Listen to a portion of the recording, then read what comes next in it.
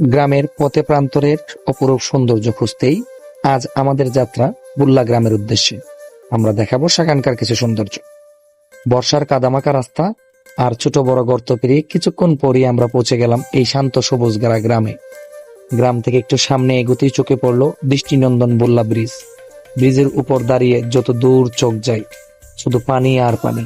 চারপাশে মনোমুগ্ধকর দৃশ্য, ঠান্ডা শীতল বাতাস আর পানির শান্ত ঢেউ, মুহূর্তেই মনটা যেন প্রশান্তিতে ভরে গেল।